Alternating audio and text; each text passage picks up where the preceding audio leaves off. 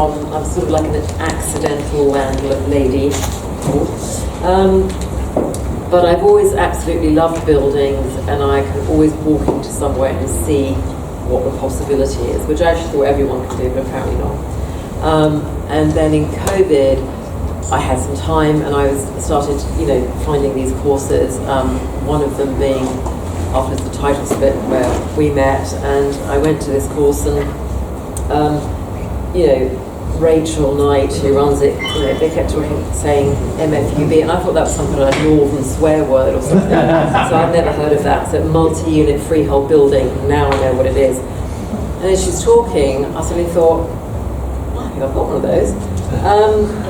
And really, my subject was—it's not really a subject, but it's just we're all often sort of going out there. Got to find a deal. Got to find a deal. But sometimes you've got a deal right under your own nose. But because, I didn't have that learning, I'd never heard of that. I hadn't heard of title splitting. So there was something just sitting right in my lap, kind of doing nothing, just hanging around, So I went through the course, and last year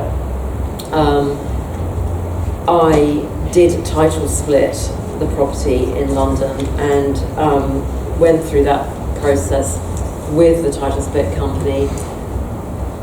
But it was more than that, because it just made me look at everything I was doing in questioning, well, okay, I knew how to do it that way, the old way, and our industry's moving so fast, A1 with everything.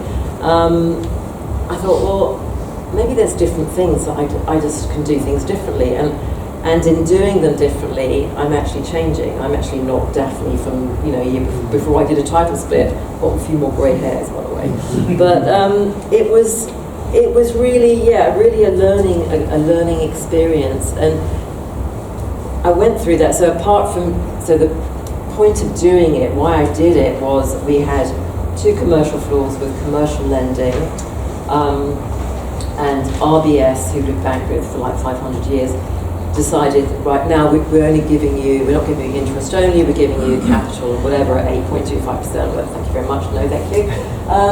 And the only way to go to bricks and mortar was in fact to create these leaseholds. And of course, what I've learned, like in the area I'm in, Chelsea, there's a lot of like short leases, 80 years, 100 years, 120 years. So, I learned all about going into the future and using friendly leases, 999-year leases. So we created them, and we had to do make one company, sell it to the other company, etc. All the legalities, which was really good. So I could basically, to do that, we created a subsidiary company of which the shareholders are the same as the original company, and they're connected.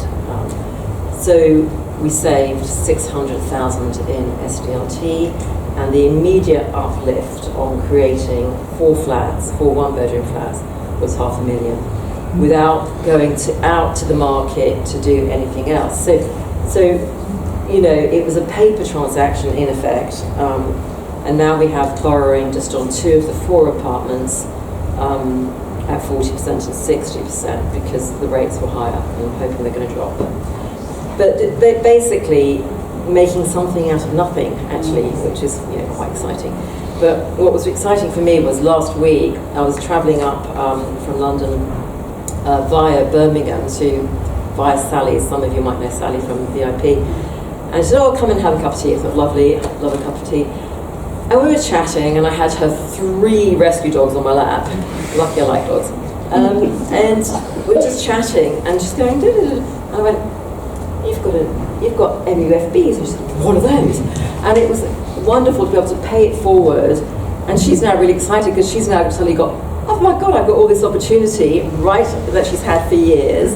And so, you don't know what you're going to hear. And the journey's not finished. Clive has kindly put me in touch with very clever people that do, legalities and stuff like that. So there's further title splitting to be done on the commercial and developing the building, but also changing the structure. So the structure of the company as to how to release enormous amounts of equity from that out into the world via another company. So like, I mean, this is like a new language for me. I actually speak 5 languages. Now I speak almost property. So I'm very grateful. I'm very grateful to everything I've heard today, because, I mean, it's just like a masterclass, and it's like, I wish I'd learned this when I was 18, but here I am at 60, and it's okay.